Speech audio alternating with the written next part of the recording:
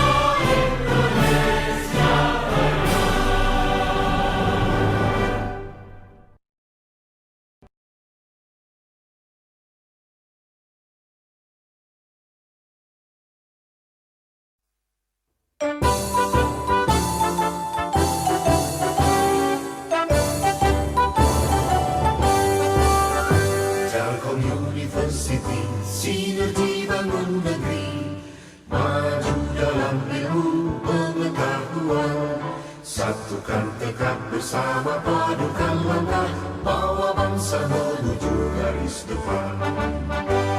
Raih cita rajut asa, sing-singkan lengan, tingkatkan inovasi, unggulan dan prestasi, semua demi keluhuran bangsa, masyarakat adil sejahtera.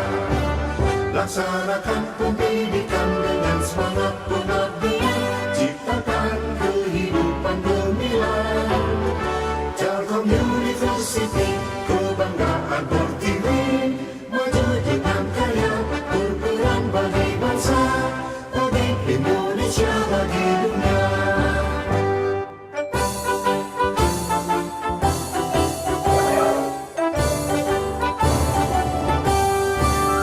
Telkom University, sinergi bangun negeri, maju dalam ilmu pengetahuan, satukan tekad bersama, padukan langkah, bawa bangsa menuju garis depan. Raih cita rajut asa, sing-singkan lengan, tingkatkan inovasi, unggulan berprestasi, semua demi keluhuran bangsa, masyarakat adil makmur sejahtera. Laksanakan pendidikan dengan semangat pengabdian, ciptakan kehidupan gemilang. Telkom University, kebanggaan Pertiwi, maju dengan karya, berperan bagi bangsa, bagi Indonesia, Haleluya.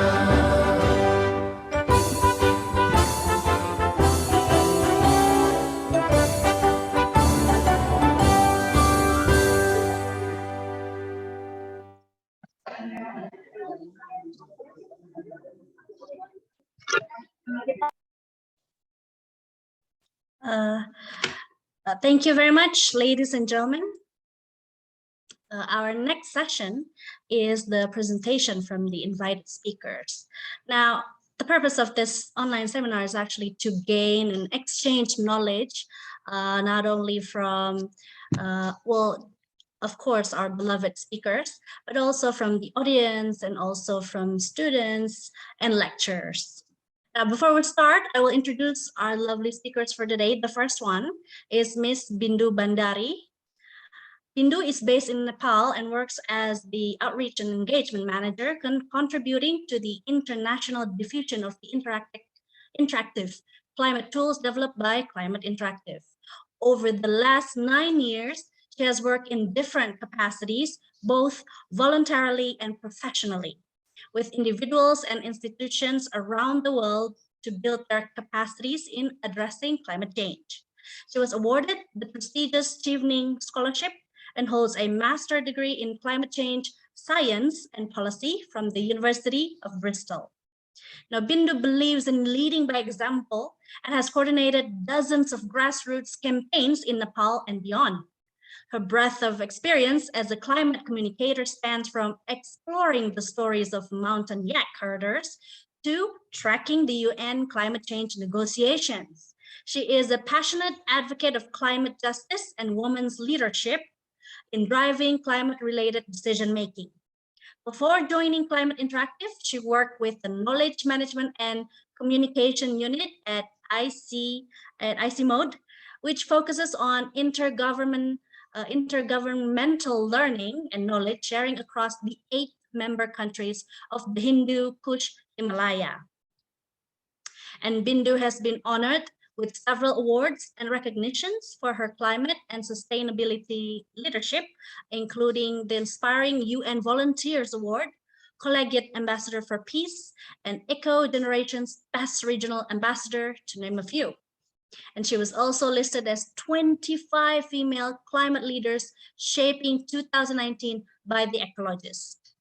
Very impressive, yeah. I'm afraid if I continue on and on, we're not going to finish on time. Right, without further ado, please welcome, ladies and gentlemen, Ms. Bindu Bhandari. Thank you so much. Glad to be here. Okay, yeah. You may share a screen.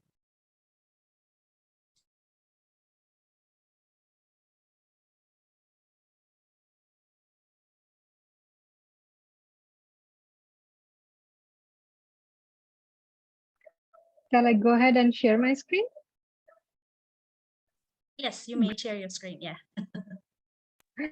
Give me a second. Hi again, everyone. I am Bindu Bhandari. Thank you for that kind introduction. I am just sharing my screen. So in this session today, together with Ratna and our moderator, Mediani, we hope to give you some ideas about how to lead meaningful climate conversation using the tool called En-ROADS. So En-ROADS, the tool is developed by the organization that I work with called Climate Interactive. It is a not-for-profit think tank which is based out of the US, but works globally. And we developed this tool En-ROADS, which I will show you in a minute, together with our partner, MIT, Massachusetts Institute of Technology, and UMass Lowell Climate Change Initiative. We hope to make this session as interactive as possible, so we would very much appreciate if you can also continue conversation in the chat box. And the goal for today's session is to make sure that we all work together to create this goal, which was agreed by 196 countries in Paris in 2015 to limit the global average temperature rise to well below 2 degrees Celsius. And as we discuss these topics, I would also like you to think about two key questions. First is who will be impacted by these actions? Of course, we need to tackle climate change, but when we are taking actions, solutions to address climate change, who will be impacted? Miss And the Bindu, next, so sorry, sorry. yes. I think the slides does not appear. I can only see the title of your file, Bindu Telkom University, but that's it. There's no picture below it. Oh, I'm sorry about that. Let me try it again. Okay. My apologies for that. Can you see my screen now? Yes, I can see it Oh, now. wow. I'm so sorry. I had no Thank you. idea about that. That's all right. No problem. No problem. Thank you.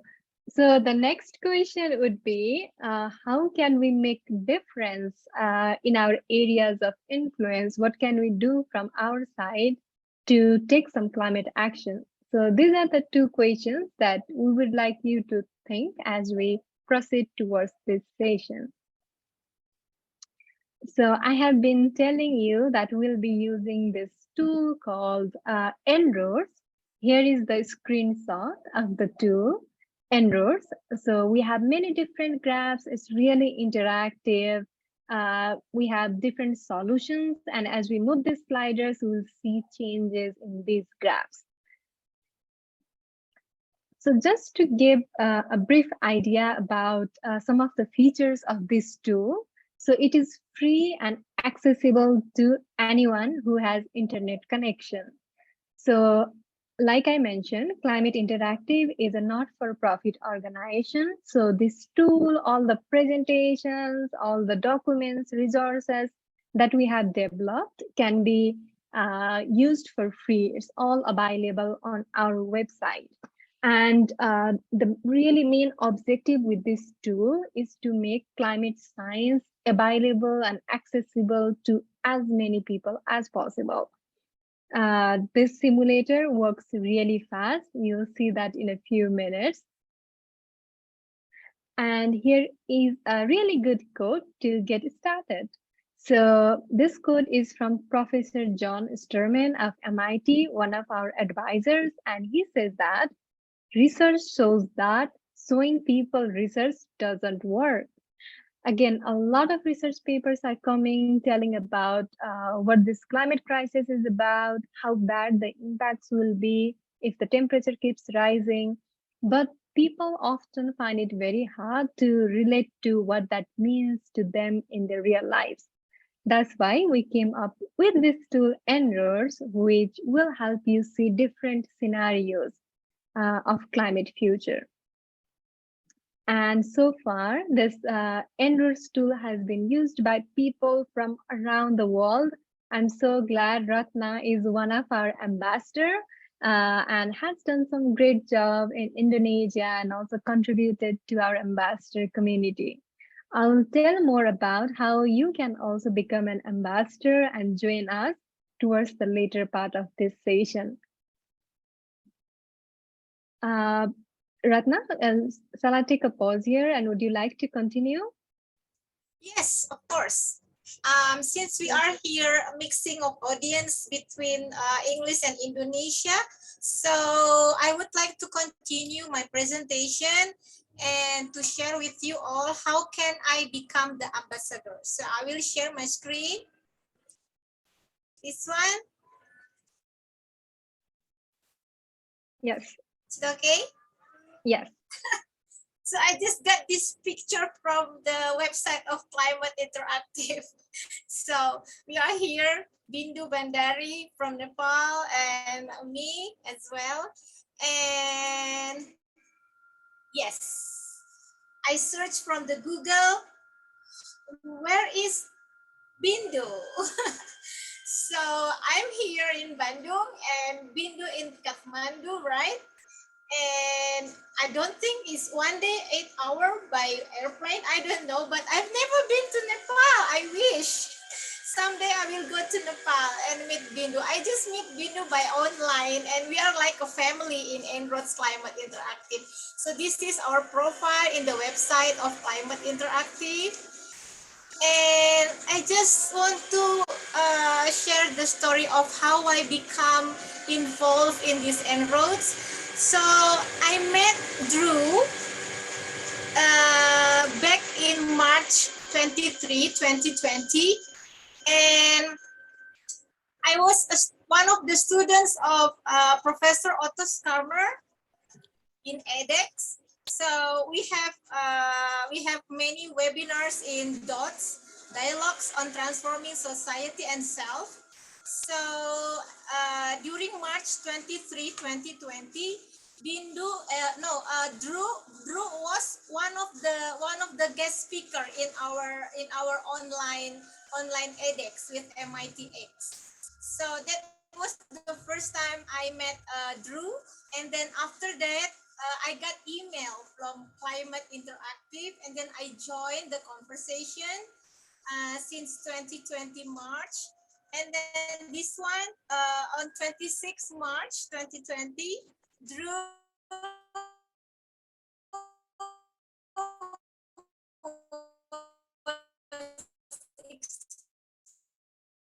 explained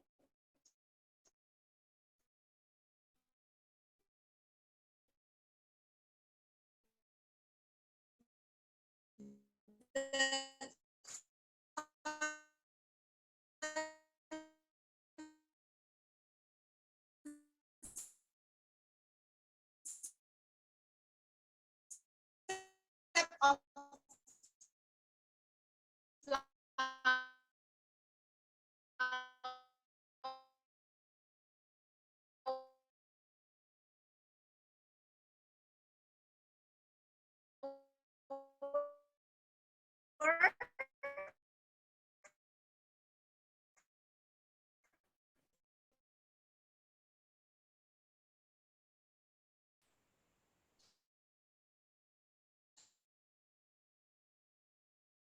things about also the how to say it, Bindu, the circle, the this one, reinforcing circle, right? From the Feedback loop. Feedback loop from the book of Fifth Discipline, right?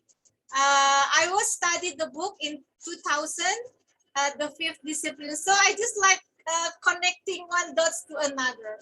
So I think that's it from me. And this is I got from the website about the training series. I wish our audience here will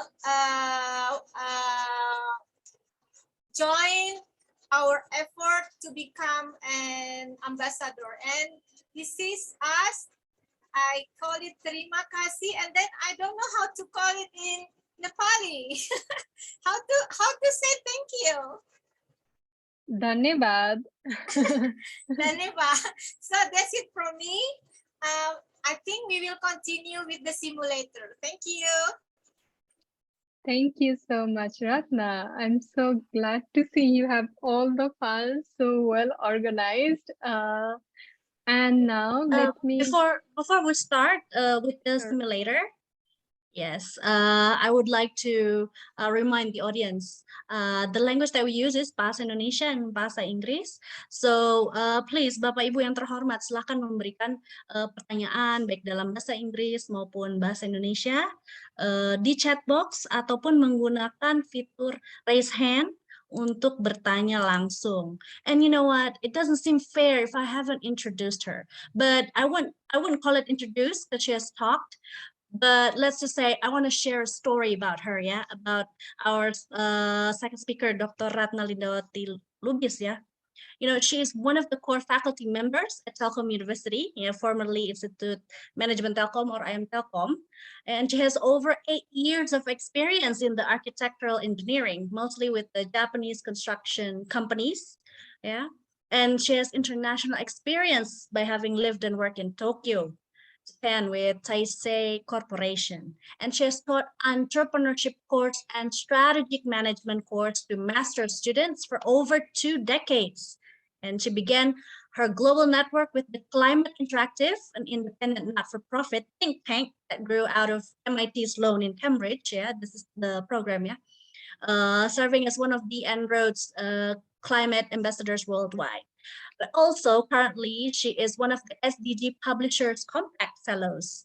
And this SDG Publishers Compact is designed to inspire action among publishers. Yeah.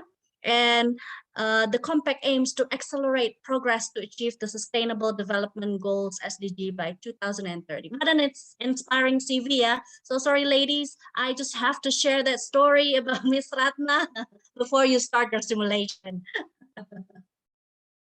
No, that was great, Ratna. You do amazing work, so inspiring. Well, with that note, let me share my screen again and take you to the simulator that we have been telling about. So I hope you can see my screen. Can you see my screen? Perfect. So this is the simulator En-ROADS. It stands for Energy Rapid Overview and Decision Support. So we have more than 100 graphs here. So these two graphs are the default one when you open the simulator. So if you just type in your browser, En-ROADS, if you go to Google, Safari, Opera, whichever browser you use, and just type enroads.org and hit enter, you will be able to see the home page of En-ROADS. So in this home page, you have all the information that you would want. And if you just click this option, explore the En-ROADS simulator, then it will take you to the simulator, this interactive simulator I am showing you. Like I said, we have more than hundreds of graphs. If I just click the title over here, graph title, you can see a list of many different types of graphs. For today, I'll use two of my favorite graphs. So I will use this graph over here, and I will use another graph over here. So let me just quickly walk you through what you are seeing on my screen over here. On the left, this graph is global sources of primary energy. So where are we getting all our, yes, please? Bindu, can I just explain a little bit because yes, I think Ratna, this is can you hear me? Yes, yes. This is a very foundation of this simulation, right? I can let me explain in bahasa, okay? Ya, Yes, a little yes, bit. please. Ya. So, Bapak Ibu sekalian, kalau kita lihat grafik ini ya, di sebelah kiri itu ada namanya adalah sumber energi global ya. Jadi di dunia kita global ini ada 1, 2, 3, 4, 5, 6, 7 sumber energi global ya. Ada batu bara, ada minyak, oil, ada gas, renewable, terbarukan, bioenergy, nuclear, and new zero. Bindu, what is the new zero? So new zero is this energy source which does not exist, but if there is some new discovery, we have a new energy source which is clean and does not emit any carbon dioxide. It does not exist yet, but let's make an assumption we might find such source. Yeah, because this is a new one, right? Yeah, yeah. So before it's only 6, I think, yeah, from the beginning at 2020, right? It was there, I guess. Ya, ya. So, Bapak Ibu sekalian, di sini ada sumber energi global. Oleh sebab itu, N itu maksudnya adalah energi ya. Jadi kita ini hidup harus dengan energi. Tanpa energi kita nggak bisa ngapa-ngapain. Dan energi itulah yang menggerakkan perekonomian ya. Kalau nggak ada energi kita nggak bisa ngapa-ngapain. Sumbernya di sini ada batu bara, minyak, gas, sumber terbarukan, bioenergi, nuklir, dan new zero itu adalah diasumsikan sebagai sumber energi baru yang belum ditemukan. Nanti mungkin sampai 2100. Jadi gambar dari grafik ini mengasumsikan bagaimana kita memprediksi apa yang akan terjadi sampai tahun 2100. Target kita adalah menciptakan suhu di bawah 2 derajat. Sesuai dengan kesepakatan global tahun 2015 di Paris, itu dari 193 negara bertemu tahun 2015, suhu bumi itu mestinya di bawah 2 derajat. Jadi target kita adalah 2 derajat. Nanti Bindu akan mempresentasikan bagaimana kita bisa memakai simulasi ini dengan cara pengambilan keputusan ya. Jadi ini adalah satu dimensi yang sangat kompleks. Nanti kita akan lihat Bindu untuk mempraktekannya. Oke, thank you Bindu. Next. Great. I think Ratna just also described that in this scenario, if we don't take any climate action and if we go on as usual, we will be heading towards a future where our temperature will increase by nearly 3.6 degrees Celsius above the pre-industrial level. And this will be really catastrophic. This will have a lot of negative consequences for us, for plants, animals, for biodiversity. Life will be very hard in this scenario of 3.6 degrees Celsius temperature rise. As you can see now, we are currently at nearly 1.1 degrees Celsius temperature rise already. And our goal, our objective is to make sure that we limit the temperature rise to well below 2 degrees Celsius.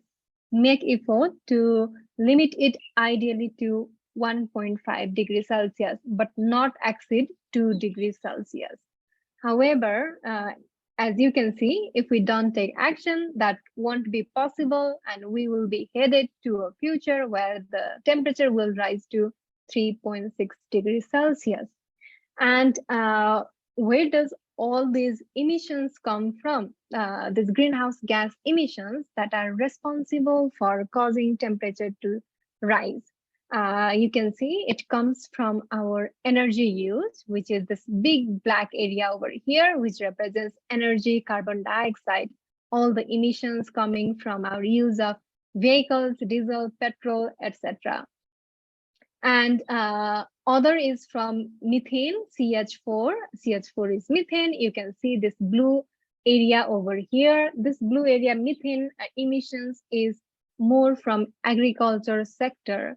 Also from methane leakage from natural gas. When natural gas is leaked into atmosphere, it will release a huge amount of methane. And we also have nitrous oxide and F gases, fluorinated gases, which is used in our consumer goods. It is also a greenhouse gas, which causes warming. Nitrous oxide, especially in our chemical fertilizers that we use for our agriculture. So all these are different sources of greenhouse gas emissions. And on the left, as Ratna explained, we have different energy sources. Whereas if you see the bottom half, you can see different sliders. There are 18 different sliders, which relates to energy supplies, transportation, land and industry emissions, and carbon dioxide removal. So if we move the sliders, I'm just randomly moving it here. For now, you can see how interactive the simulator is. Once I move the slider, you can immediately notice the change. So I just randomly took few actions, and with those actions, you can see from 3.6 degrees Celsius, we are now at 2.3 degrees Celsius. So there are a lot of actions that we can take and make sure that we reach to our goal. So like I said in the before, we want to make this session as interactive as possible. So now I would like to request you to write in the Zoom chat box, what are some of the actions that you would like to take, which you think will help us bring this temperature from 3.6 degrees Celsius down lower to as close as 2 degrees Celsius or even lower. So what kind of actions will help us address climate change? Could you please type in the chat box? Yeah, I will translate in bahasa, okay? So Bindu meminta kita yang ada di sini untuk memikirkan kira-kira aksi apa yang kita bisa berikan ya untuk bisa menurunkan suhu bumi? Pertanyaannya seperti itu. Ini ada beberapa pilihan ya. Misalnya mengurangi pemakaian batu bara, kemudian memanfaatkan elektrifikasi dengan transport, lalu juga bisa penanaman pohon. Itu adalah pilihan-pilihan yang ada di bawah, yang disajikan dalam bentuk 18 ya, 1, 2, 3, 4, 12 ya yang di bawah ya. Jadi ada semacam pilihan. Pertanyaannya adalah, kalau kita ingin menurunkan suhu bumi sesuai dengan target 2015 di bawah 2 derajat ya, kira-kira tindakan apa yang kita bisa ambil berandai-andai ya untuk bisa menurunkan suhu bumi? Yes, Ibu Mediani respond to the chat. Reduce The fuel usage. yes, With with biking. biking, cycling. Thank you. That's a good one. So if we use more bikes, if we use more public vehicles, if we walk more, it will mean that we can get around with less energy, which means that we will be energy efficient in transportation sector. And how to do that, how to simulate what happens, how much of contribution will it have if we move this energy efficiency slider. So under the transport, you can see here is energy efficiency. If more and more people around the world go for more friendly options, such as biking, such as walking, taking public vehicles, it will help us become energy efficient. Now, watch what happens when I move this slider towards my right. If we say that energy efficiency is increased, notice the change in these graphs. I will replay the last change. I just hit the replay button. You can see what happened to these two graphs over here.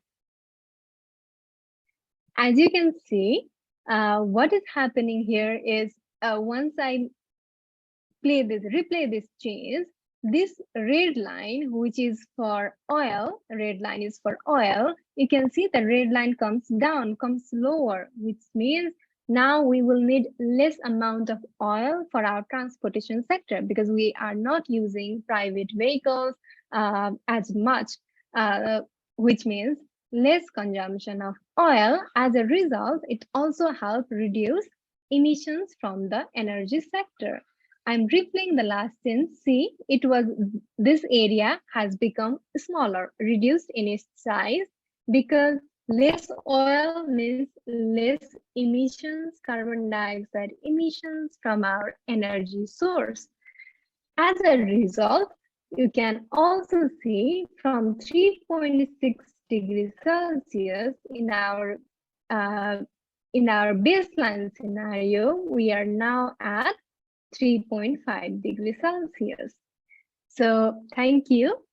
It is clearly seen that cycling, being more energy efficient in our transportation sector helps us address climate reduction, and we are now at 3.5 degrees Celsius. Any other solutions, climate solutions, any other actions that you'd like to test out? Yeah, I will explain in bahasa, okay? So, kalau misalnya Ibu Puput memilih untuk bersepeda ke Dakol gitu ya, jadi nggak pakai mobil gitu ya, sehingga otomatis nggak pakai bensin ya. Nah, bagaimana kita menerapkannya di sini? Itu pilihannya adalah di bagian transport ya. Karena kita tidak menggunakan minyak, bahan bakar minyak, berarti ada efisiensi untuk energi. Itu nanti ada kenaikan yang biru. Jadi tadi Bindu memperagakan tadinya temperaturnya 3,6, sekarang jadi 3,5, turun 1 ya. Bapak Ibu sekalian perlu diperhatikan bahwa 3,6 derajat itu adalah baseline-nya. Baseline dalam arti posisi batu bara ada di titik hitam, posisi minyak ada di titik, semuanya status quo ya. Jadi grafik yang ada di 2000 sampai 2100 baseline 3,6 derajat Celcius itu adalah status quo-nya, belum diapa-apain. Tugas kita adalah membuat simulasi dari segi cara bagaimana aksi kita untuk membuat solusi terhadap climate crisis. Tadi salah satu contohnya naik sepeda. Logikanya, rasionalitas berpikirnya adalah kalau kita naik sepeda, kita tidak perlu ngisi bensin, ya kan? Karena yang digunakan kan tenaga kita, energi kita, otot kita untuk mendayung sepeda.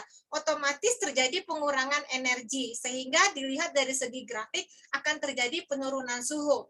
Tapi cuma 1 derajat, target kita adalah di bawah 2. Oleh sebab itu, apalagi yang bisa kita lakukan untuk bisa menurunkan suhu ini? Mungkin ada aksi-aksi lain yang terpikirkan barangkali selain naik sepeda apa? Silahkan. Next, Bindu. Do we see any other responses here? Feel free to let. Iya, mangga Bapak Ibu, atau mungkin ada yang mau berbicara langsung begitu ya. Mungkin bingung kalau misalnya harus mengetik gitu ya di chat box apa ya gitu. Mangga. So if I hope we'll get more responses, but in the meantime, I will show you some of the other responses, some of the other solutions that we keep hearing about. So when we say climate change, we hear a lot of people saying that planting more trees will help us. Of course, trees are great. They are green. They help us give oxygen and they are good for biodiversity. But how much will trees help to keep this temperature down, bring this temperature down? Here we have afforestation, planting more trees. As we all know, when there are more trees, trees will capture carbon dioxide from atmosphere and store it. As there will be less carbon dioxide in the atmosphere, it will definitely help. But how much? So we will simulate that. In this afforestation, let's imagine that we will plant as many trees around the world as possible. So this is a global model. So it's not for a particular country, but worldwide. What happens when we do this? Everywhere in the world. So afforestation, maximum potential. You see high growth of afforestation. I will replay the last screen so that you can see what's happening over here. Notice this graph on the right. We were at 3.5 degrees Celsius with energy efficiency in transportation. And when we plant a lot of trees, what is happening? From 3.5, we are now to 3.4 degrees Celsius. It is helpful. Planting trees is helpful, but may not be very, very helpful or solve all the problem by itself. What I would like to show you is if I click this 3 little dot over here, it will take me to the detailed settings. And in the detailed settings, you can see, you can adjust, see the numbers.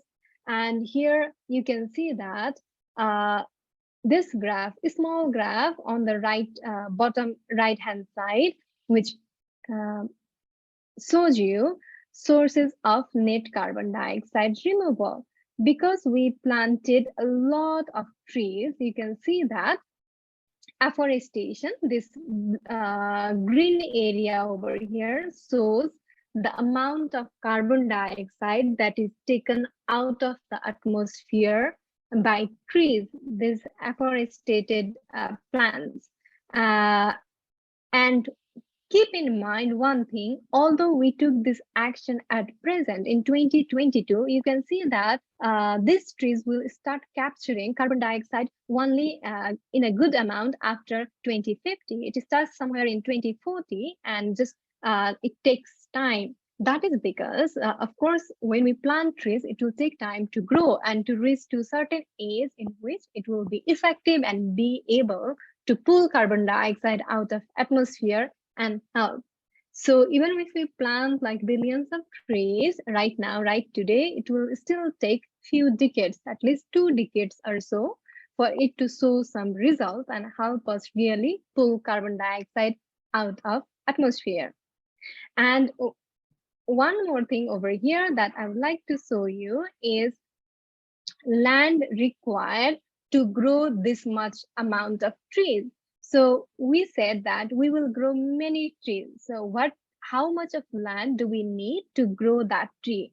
If you see this graph, lower right hand side, this small graph over here, what you can see is this dot dot line. Can you see this dot dot? So this dot dot, this is the area of India. India is one of the largest countries in the world. So in order to grow the trees that we are talking here, the maximum tree, it will be 2 times, nearly 2 times. Can you see? This is the size of India, and we are far above this. Nearly 2 times the size of country India. So even if we plant that much trees around the world, it still takes some time. It is helpful from biodiversity point of view to give us fresh air, greenery, but in terms of temperature decrease, it is still very modest. From 3.5 degrees Celsius, we are now at 3.4 degrees Celsius. And another thing to really think about, who will be impacted by these solutions. Again, climate solutions are great, but there can be some consequences. There are some considerations that we need to take care of when implementing this kind of solutions. For example, if we are allocating a certain amount of land for afforestation, we also need to make sure that if there are indigenous people whose livelihood depend on the forest, that land, who get food and other resources from those land, then we need to make sure that indigenous people who depend on that afforested area does not get negatively impacted. So it's really important to also know what kind of trees should we plant, because if we do massive afforestation without thinking about if that plant is suitable for that land or not, then it can also result in water scarcity. So there are some certain points where we need to be very thoughtful even when implementing this kind of solutions. Ratna, would you maybe explain that in Bahasa? Oke.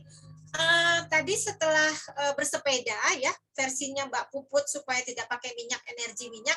Sekarang kita pura-puranya mau menurunkan suhu bumi dengan cara mengambil alternatif itu yang sebelah kanan, land and industry emission ya. Jadi sebetulnya tanah itu juga sumber emisi ya, gas CO terutama, karena yang abu-abu tebal itu adalah energi yang gas CO yang dihasilkan oleh energi yang kita pakai. Nah, kalau kita pilih bagaimana caranya carbon removal, karena si karbon ini sudah terlalu banyak ya sehingga suhu bumi memanas, kita pilih dengan cara menanam pohon ya, namanya afforestrasi. Kalau deforestasi itu menebang pohon ya. Dengan tadi status quo itu posisinya masih tadi 3 derajat ya. Kalau kita buka carbon removal yang ada afforestrasi yang di bawah itu high growth, Bindu tadi menggunakan dia mau maksimum dia pakai 100% untuk afforestrasi. Jadi digeser tuh semuanya sliding dia punya status quo yang hitam tadi ya. Tetapi apa yang terjadi ketika digeser, kita penanam pohon 100% pun, yang kita lihat hasilnya adalah 2 dekade, sejak 2040 sampai 2060, itu pun tidak menurunkan suhu yang kita targetkan di bawah derajat. Belum lagi kita bercerita soal sebanyak apa tanah yang kita perlukan untuk bisa menanam pohon dengan catatan bahwa kita maksimum 100%. Tadi ada grafik yang ada titik-titik, di mana titik-titik itu adalah diasumsikan seluas negara India. Ternyata ketika kita menanam pohon 100%, yang muncul adalah grafik itu naik ya sampai 2 kali lipat, sehingga artinya apa? Kita memerlukan dua lahan sebesar negara India di 2100. Ya, 100% kita tadi maksimal di gaspol gitu namanya, gaspol ya. Itu pun tidak merupakan satu solusi. Jadi tidak ada solusi tunggal ya. Kemudian Bindu memberi pesan bahwa ketika kita punya inisiatif menanam pohon, jangan lupa ada tuh saya pernah lihat itu ya iklan dari email ya, solusi buat lu, masalah buat gue gitu loh. Jadi istilahnya kita merasa bahwa kita memberikan solusi dengan afforestasi, tapi kita tidak memikirkan bahwa di situ ada suku-suku asli yang terdampak. Mereka itu hidup dari hutan, kemudian kalau terjadi perubahan kita menanam pohon sejenis, kemudian ada lagi penggunaan air dan segala macam, itu juga harus dicari dampaknya seperti apa untuk menanam pohon. Jadi masih ada suku adat lokal yang juga harus kita pikirkan. Sehingga tadi ketika tadi kita berasumsi naik sepeda bisa menurunkan 1, oh oke, 3,5. Sekarang kita afforestasi udah 100% nih, oh oke, tapi tetap 3,4. Kira-kira begitu ya. Betapa rumitnya solusi yang bisa terkait satu dengan yang lain akibat kita memakai energi ya yang berdampak kepada kenaikan suhu bumi. Silakan. Oh ini, there's another one question, Bindu. The question Yes. is It's a suggestion or suggestion, yeah, to reduce the plastic use when we are going shopping. I think it's waste, is it? Yes, so we hear a lot about reducing and reusing, using less plastic. So here in En-ROADS, you can see that there is no one slider where you can simulate that. But one way to look at it is, what does it mean when we use less plastic? So one way, what happens when we start using less plastic is we become more energy efficient. So you can see that building and industry here. So when there is less production of plastic, we need less energy to produce less plastic. That is very obvious.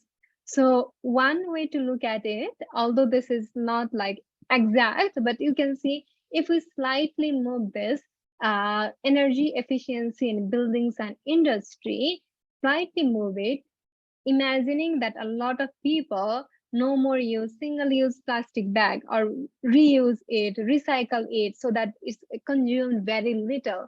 In that case, less energy is used to produce plastics, which means our buildings and industry sector become industry. This is combination of buildings and industry, which means in this case, industry sector is becoming more energy efficient. That is one way to look at it. You see, like I moved the slider from here to a little bit. And what happens when I did that? Notice the change in these two graphs. I'll replay the last change. You can see this brown line in the left graph. Here, this brown line moves down. So does the a little bit of this blue line, a little bit of this green line. It means that primary energy is decreasing. Why? Because our energies is becoming, our industry sector is becoming energy efficient, which means we can get the work done, same work, but with less amount of energy, which means we are becoming energy efficient by using less plastics, and the overall energy consumption is decreasing. And you can see that our overall greenhouse gas emissions, this line was the height, it has decreased. You can see now, after taking action, it has decreased a bit.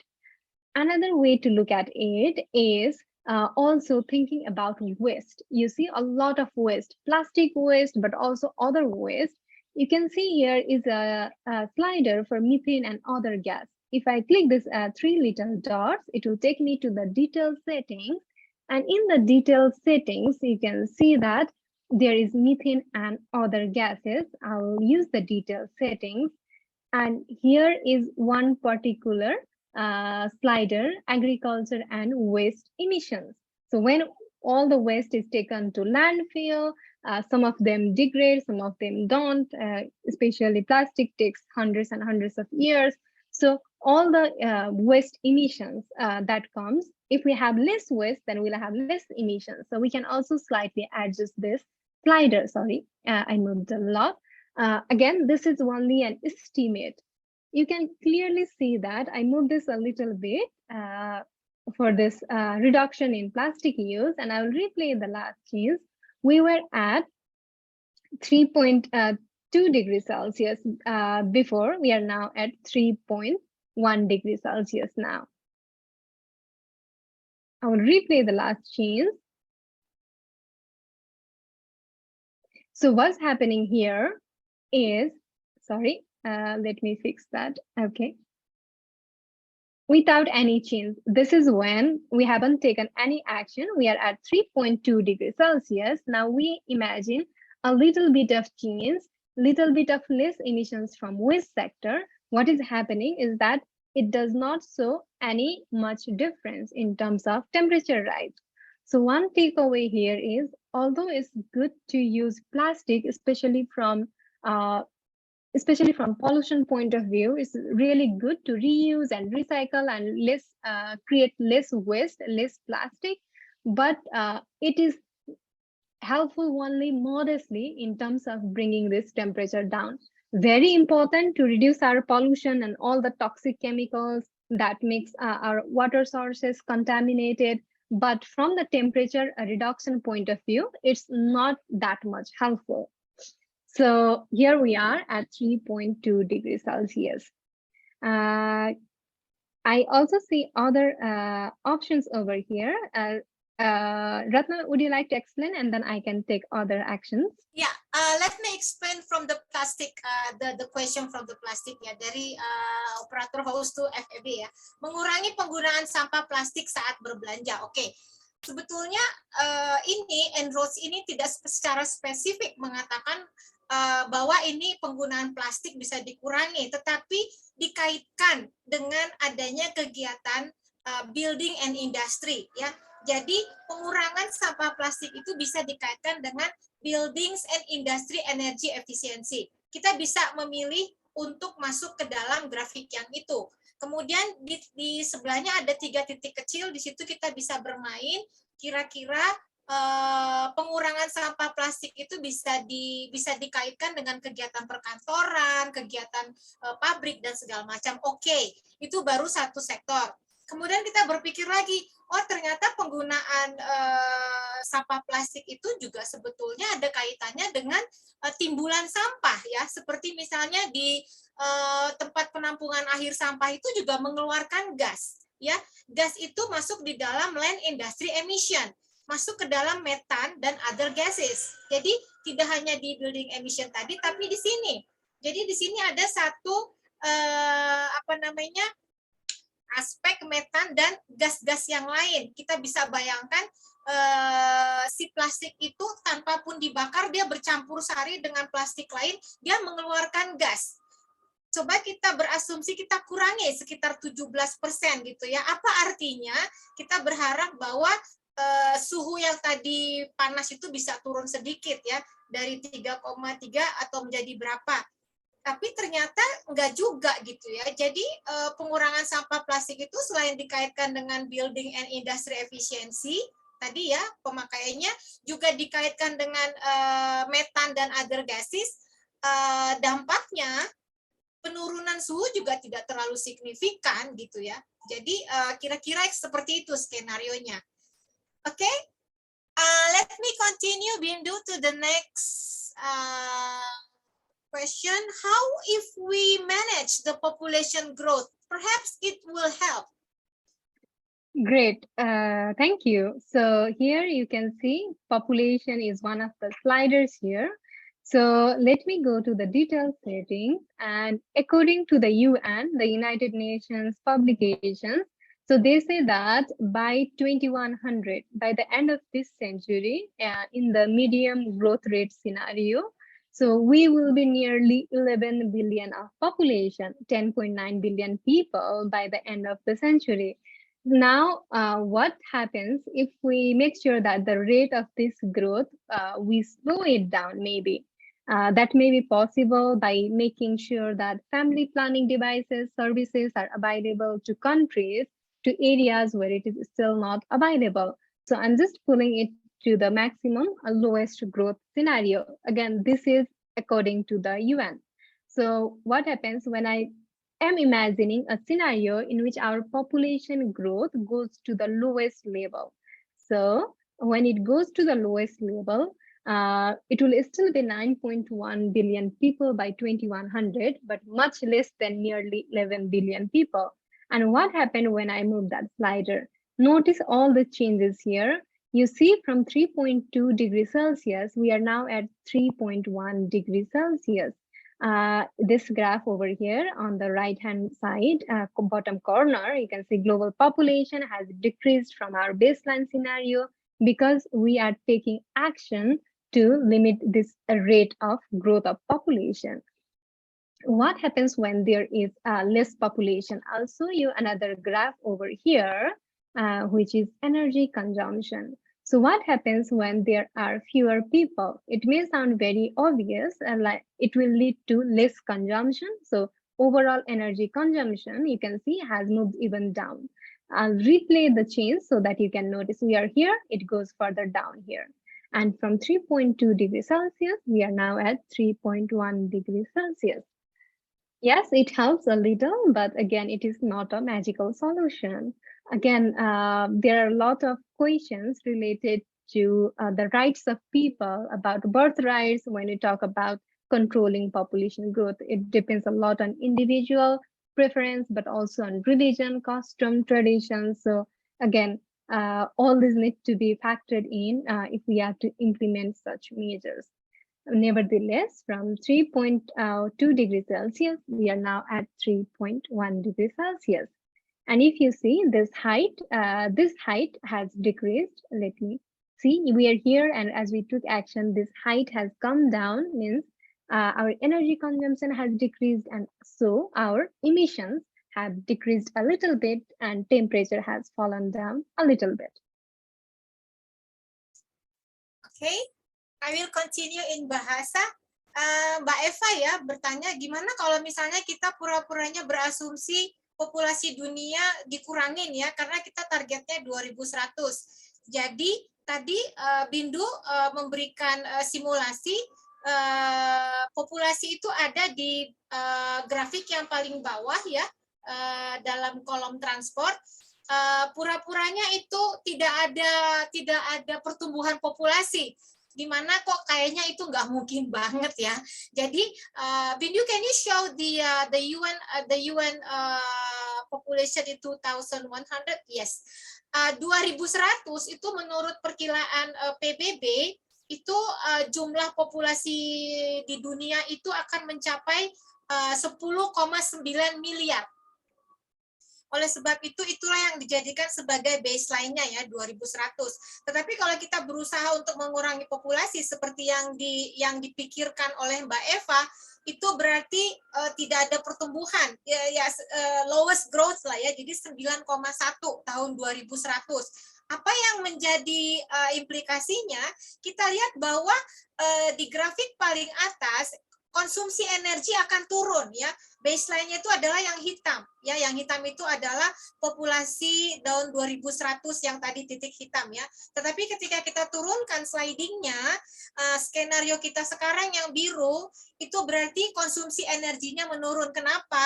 Orangnya semakin sedikit, berarti pemakaian energi semakin sedikit, makannya juga makin dikit. Itu rasionalitas berpikir aja ya. Lalu apa yang terjadi? Global population yang di bawah kanan tadi itu ya, suhu yang menurun itu hanya 1 derajat saja ternyata ya.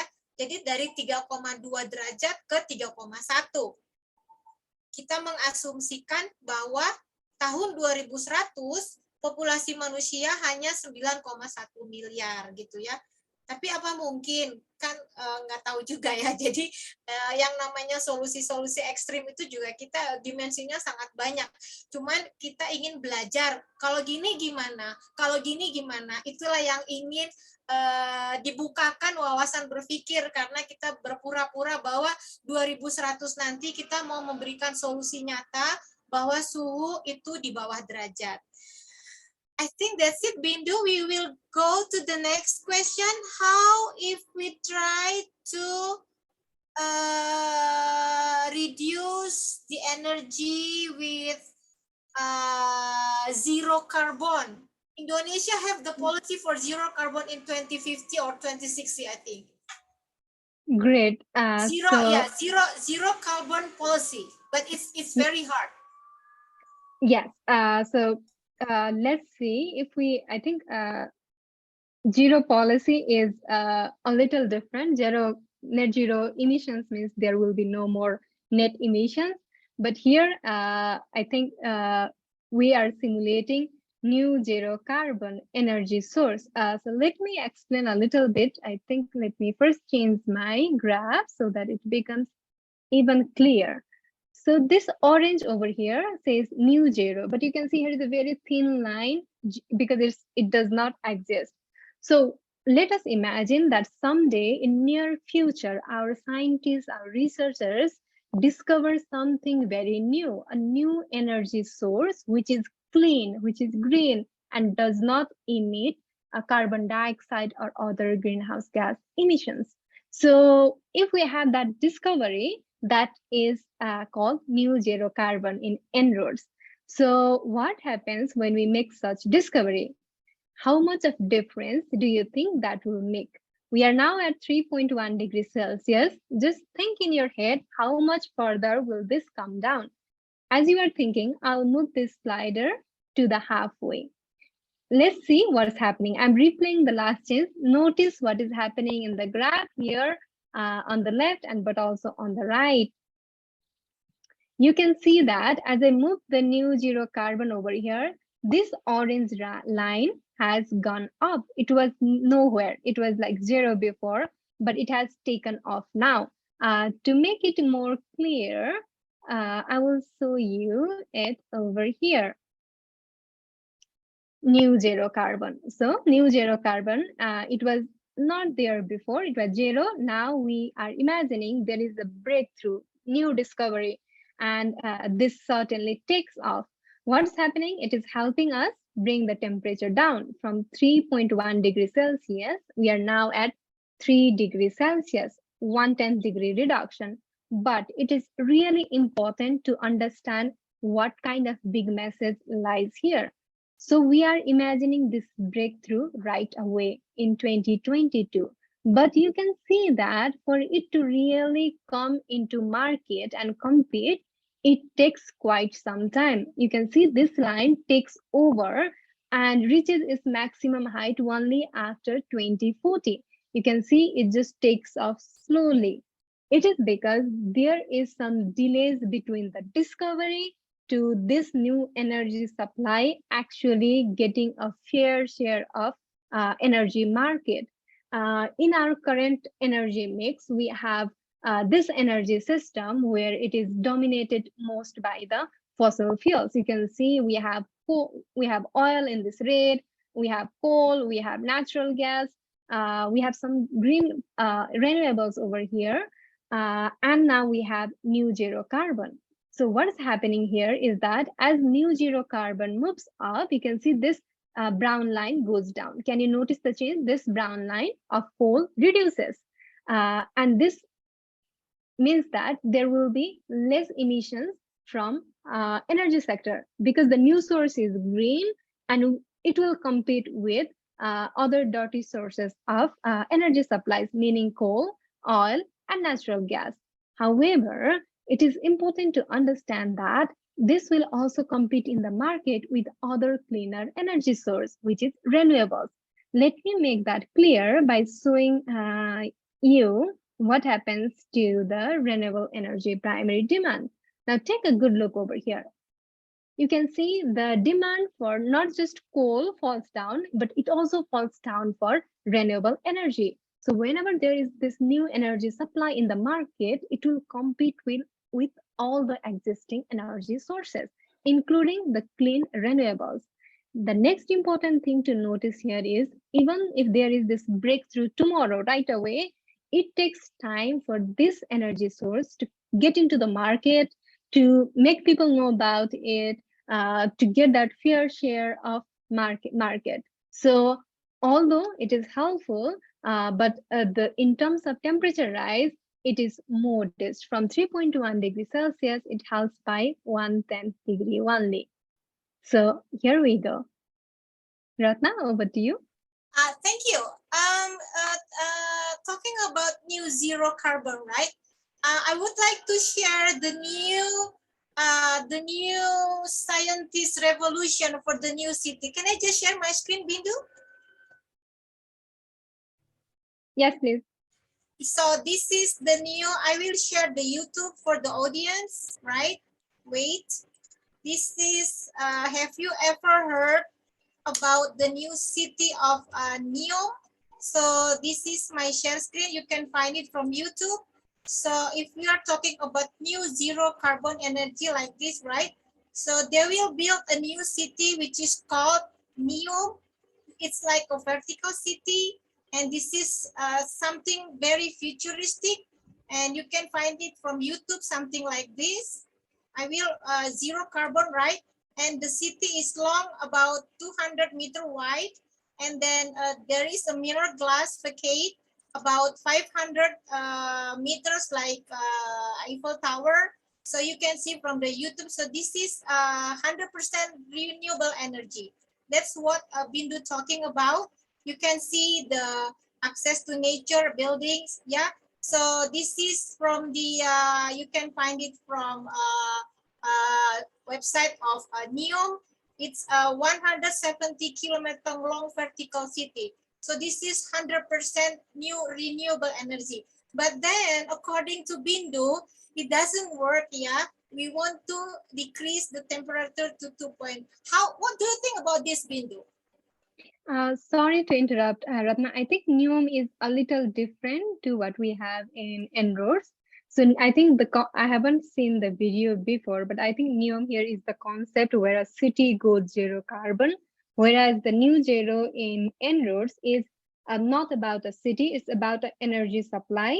It's not renewables, it is something new that we don't have now. It's just an imagination, hypothetical. What if we make some new discovery, something very new? So I think it's a little different in that sense. Okay, so it's a little bit different, yeah. So even we have a scenario for new zero, the temperature is still up to 3 degrees. Yes. Yeah. There is also another chat. What if we reduce the usage of electricity? Great point. So what if we reduced the uses of electricity? So that can be seen in the way that we use even less energy in buildings and industry. So we can make our buildings and industry more energy efficient using, for example, using LED light bulbs or more efficient consumer goods, which gets the work done, but with less energy, less electricity, less energy. So that can be simulated by, again, moving this energy efficiency slider. Let's move it even further. So how much does it help? Well, it helps quite a bit. You can see that what is happening here is, as we move this energy efficiency slider further down, let me show you the graph that shows it even more clearly. Okay, here we have energy consumption graph. So as we are becoming more energy efficient, our overall energy consumption goes down.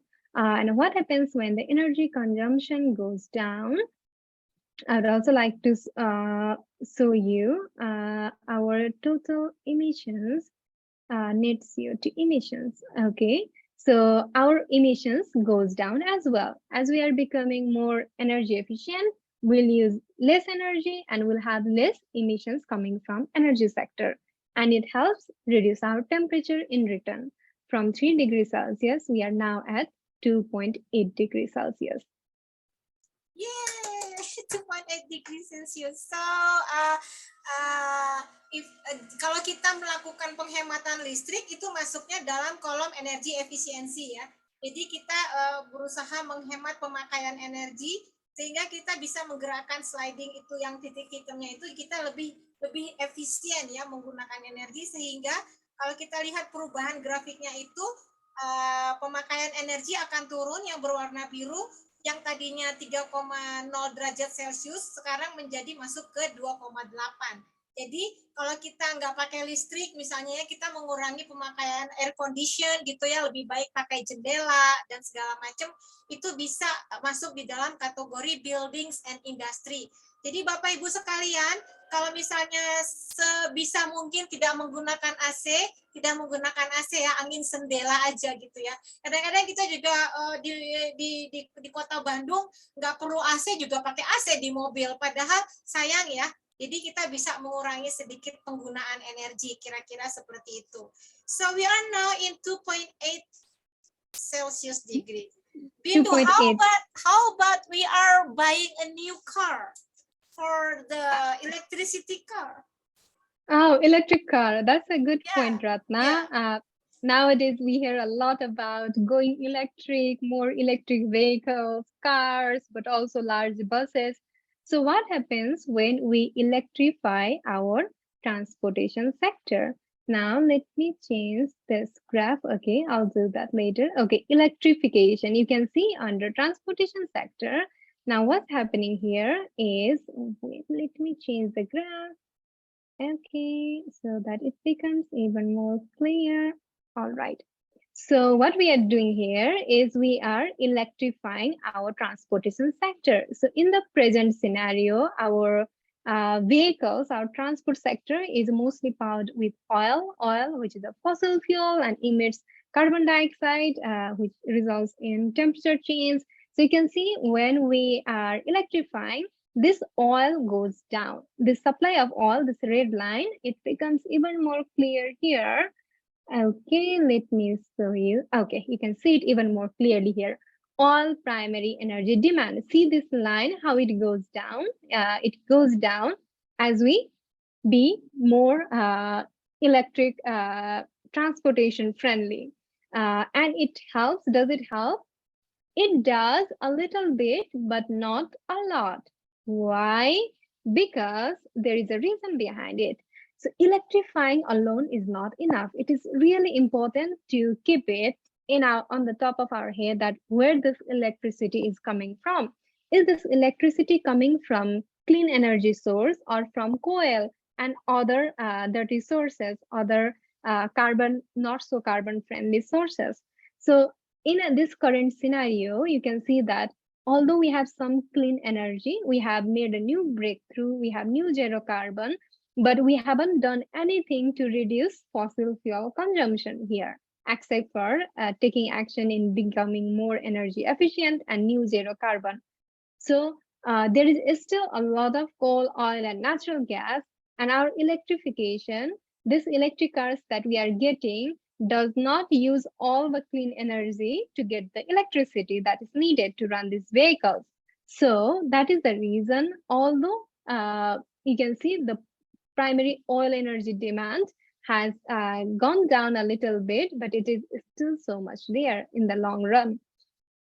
And notice what happens if we have more this primary energy coming from renewables, from clean source. So now what I'm going to do is move these renewables further down. You see, now it helps. From 2.8, now we are at 2.7 degrees Celsius. You can see what is happening here is renewables primary energy demand. You can see that renewable energy demand has gone up, which means that in our primary energy mix, we have more clean energy source now. So I will show you another graph again. So notice I'm showing different graphs to make it even more clear.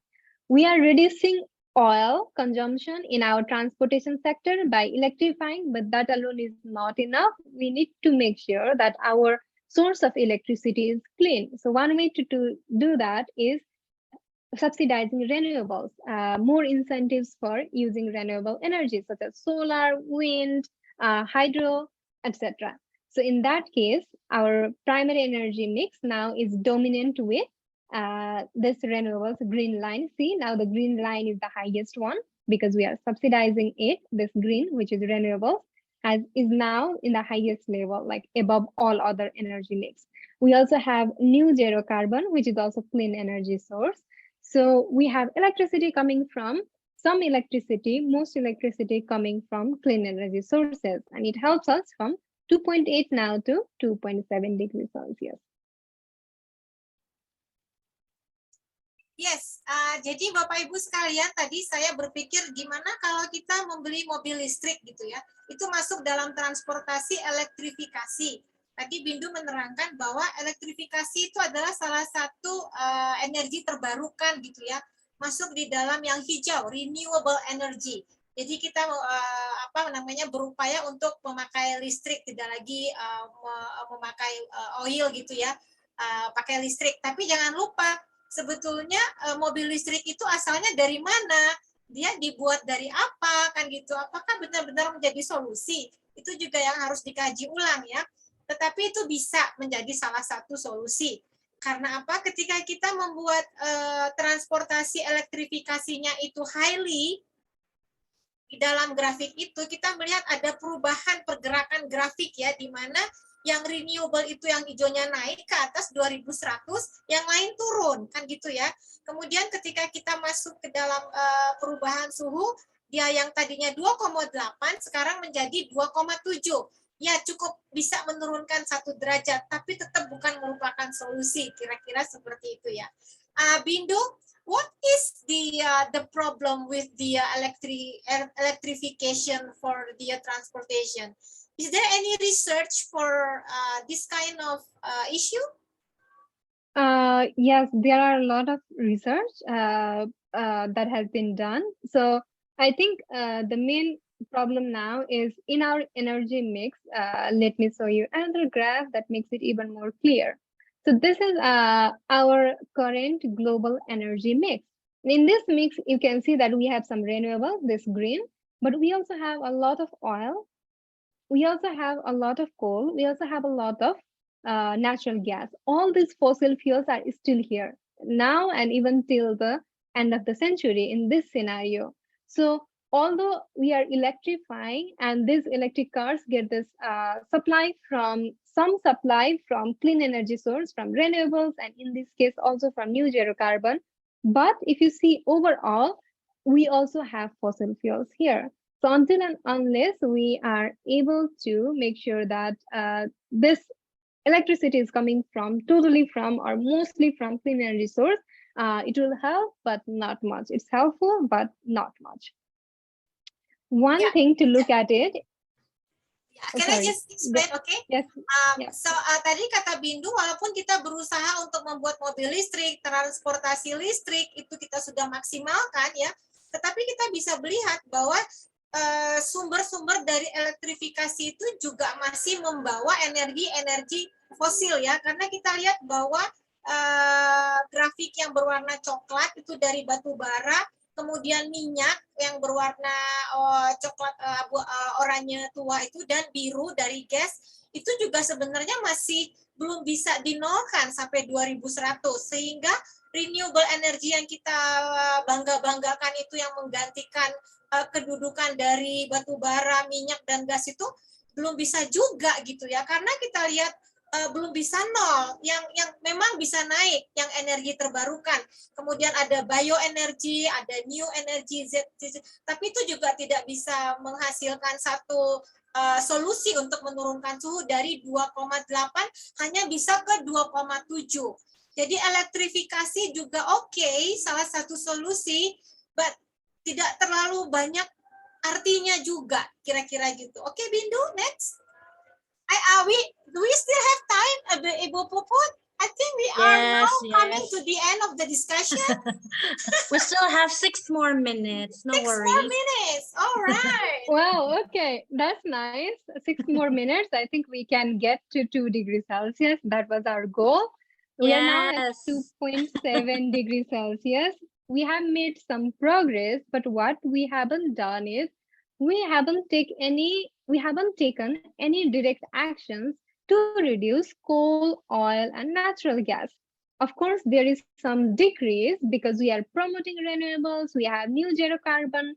So these new sources have displaced some of the existing fossil fuel share in the market, but it is still there. You can see it is still there.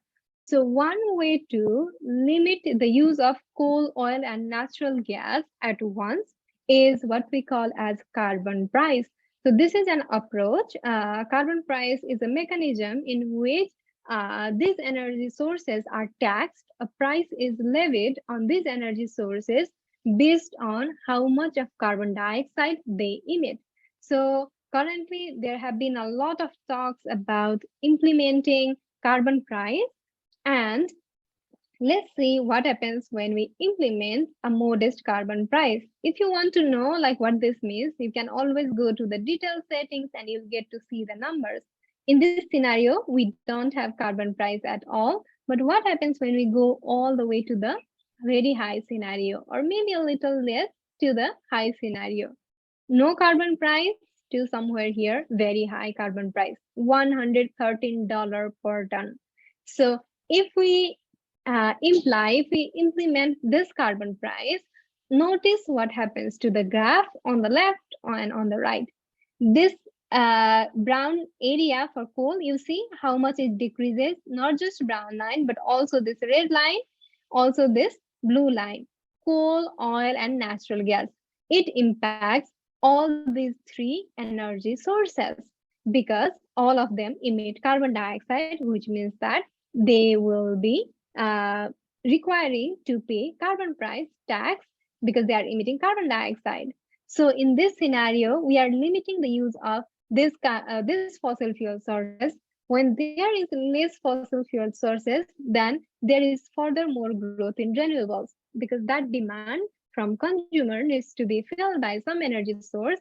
And this renewable, you can see it grows. This renewable energy, let me show it. If I go to the primary energy demand type and renewable energy primary demand. So let me replay the last and see this grows. You can see the height of this renewable energy grows because we are using this coal, oil, and natural gas. So we'll be needing more renewables, which is clean energy. And see what happens to the temperature. From 2.7 degrees Celsius, we are now at 2.3 degrees Celsius. Wow, is helpful, but there is very important point to remember here, which is when we implement carbon price, let's see what happens to the cost of energy. Let me replay the scene. See, in this present scenario, when we implement carbon price, you can see that boom in the price of energy. So energy becomes expensive.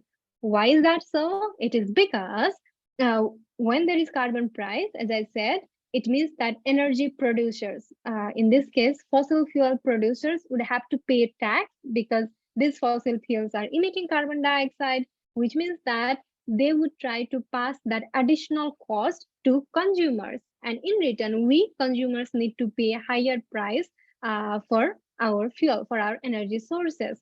So it will lead to higher price of energy in the immediate run. However, in the long run, that will be as more renewables come into play, that will come to equilibrium and it goes down and there will be an equilibrium. But in the immediate term, there will be a certain spike, certain increase in the price of energy sources. So again, equity, we need to think about people who are having hard time to pay their energy bills. This carbon price is effective, but we need to make sure that people who do not have access to energy or who are having difficult time paying their energy bill are not impacted further with this new kind of solution. So we are at 2.3 degrees Celsius. Now let's take a little bit of other action, maybe have some measure to take carbon dioxide from atmosphere. So we have this slider over here called carbon removal, and you can see technological. Forest can remove carbon dioxide from atmosphere when we plant more trees. That is a natural process, but we also have new technologies. They are very small. There is still a lot of them are in the research phase. They haven't come to market in that scale up process yet, but they are still in the phase where they are developing, testing, and trying to see the market exposure. If we have such technologies, there are a lot of different such technologies which are under research, and some are ready for market. direct air capture. You can see a lot of different options here, biochar. We also have BECS, but I won't go into the details now. But just to show you, when we have this technological carbon removal, if we are imagining that we have some technologies that will help us pull carbon dioxide from atmosphere, then what happens? I'll move the slider. See, from 2.3 degrees Celsius, we are at 2.1 degrees Celsius. Wow, not to 2 degrees Celsius, but we are very, very near. I'd like to take a pause now and pass it over to Ratna. Over to you, Ratna. Thank you. I think we are now at the end of the conversation, but I would like to share one of the article from the local newspaper in Indonesia. Yeah, it's about coal. Yeah, the title of the article is "Love and Hate" for the coal. Yeah. Jadi Bapak Ibu yang mau melihat bagaimana kita caranya beralih dari batu bara untuk energi terbarukan, itu juga adalah suatu dilema. I think we are now at the end of the conversation. Thank you so much, Bindu. We are at the 2.1 degrees Celsius. I think it looks good. Thank you. I will give it back to you. Better. Yeah. We did it. We did it. Yeah. Thank you, Bindu. I will give to Ibu Puput. Yes. This is so much fun. Actually, I can see the simulator gave us the the indicators, between the global source of primary energy and the greenhouse gas net emissions by gas, and then also the three big elements, of the energy supply, transport, and also land and industry emissions. Also we have so many solutions, suggestions and solutions. And although we have different effects, memang efeknya berbeda-beda ya Bapak Ibu ya. Jadi tapi kita jadi tahu gitu. Oh, jadi sebetulnya belanja tidak pakai plastik misalnya tidak begitu ngaruh ya. Itu alasan saya sebagai ibu-ibu gitu ya. Kalau belanja I can use plastic. No, but actually we should love our environment. Let's still use less plastic. And then also Definitely we have less plastic. Yes. Also we have the the suggestion about population and then saving in electricity. Also combined with the transport. Ms. Ratna, electricity car like you suggested. But again, it has different effects. Different impacts, but I'm glad to know, so I know which one to prioritize, right? Now, if we want to know, if we would like to know further, or even become an ambassador, just like Ms. Ratna, so where should we find? Is there any link or any from Ms. Bindu or Ms. Ratna to share? Yes, I would share. Okay. Let me stop sharing my screen and I will drop the link in the chat box. So if you'd like to know more, again, this is just the teaser. There are a lot of different considerations, a lot of dynamics going on. So if you'd like to know more and understand this in detail, please sign up for our free training series. So it has a lot of useful resources, and I'm dropping the link here in the chat box. So if you visit this link, learn.climateinteractive.org, you can register for the training. It's online and you can complete at your own pace. You just don't have to do it right away. You can see the videos, take a pause whenever you have time, complete it. It's really helpful. And once you complete the training and once you run at least 2 practice sessions, you can submit your application to be an ambassador. Our ambassadors come from more than 70 countries. Ratna is one of our beloved ambassadors from Indonesia, but we really hope to have more ambassadors join us. And I hope Ratna and more ambassadors could do a lot of great things in Indonesia with En-ROADS. So yeah, this is an invitation to all of you as well. Please join us as an ambassador. But to do that, first of all, you need to take the training and understand the tool. Thank you. Maybe from Indonesia, just Miss Ratna ya, baru Bu Ratna sepertinya ya, ambasadornya. No. We ada have yang lain kan? ada Ada yang lain. lain. We we have others from Jakarta, I think, yes, student. Ah, There is okay. another one, yeah. But Yeah, from yeah, yeah. Bandung, Yeah, yeah, from Bandung only me ya, West Java ya. So Bapak Ibu yang mau belajar climate interaktif, kami terbuka, silahkan bisa klik dulu ya. Itu ada linknya dari Bindu. When will be the next Ambassador Camp, Bindu? so the live camp is done now, but there is this self-paced course. So you can sign up and you'll get the link to access the training, and you can complete it at your own pace. So that is there. Ya, jadi di situ ada satu yang namanya pembelajaran mandiri ya. Ada can I just share my last screen, Ibu Puput? Sure. No worries. Oh, don't worry. We actually have more time for advertisement. Oh, okay. So this is my last presentation ya. I will share my screen. Share my screen here. Wait ya. So quickly, Ratna, please share your screen. I have dropped this link in the chat box to the scenario that we just created. So if you just click that link, you can see what we did today in this session, which sliders we moved. So that is in the chat box. Ya, ada di chat box Bindu share untuk hasil dari skenario hari ini. Tetapi ini this is my screen ya. So ini ada Mastering En-ROADS Training Series ya, itu free. Bapak Ibu bisa membuat account sendiri, belajar sendiri ya, climate interaktif. Kalau yang Ambassador Live Camp-nya udah selesai kemarin ya, ada 8 minggu.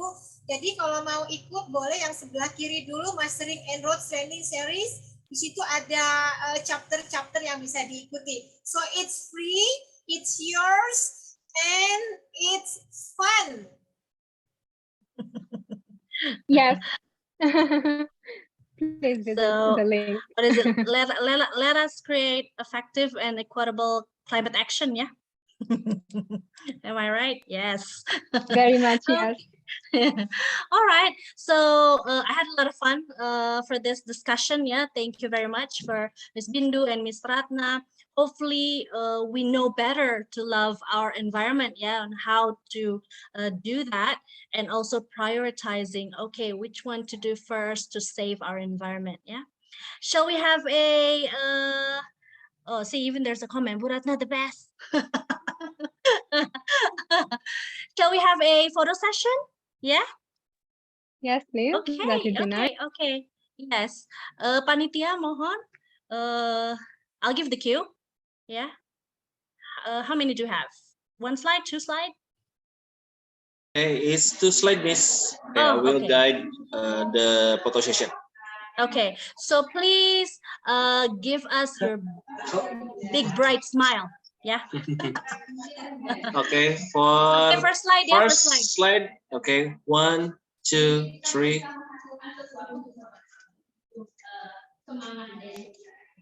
I guess people are turning on their cameras. Maybe give a Oh minute. yeah. Okay. Let's give time.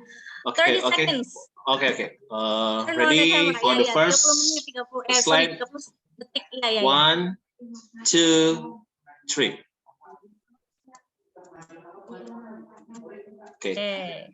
The second slide is 1, 2, 3. Okay, done.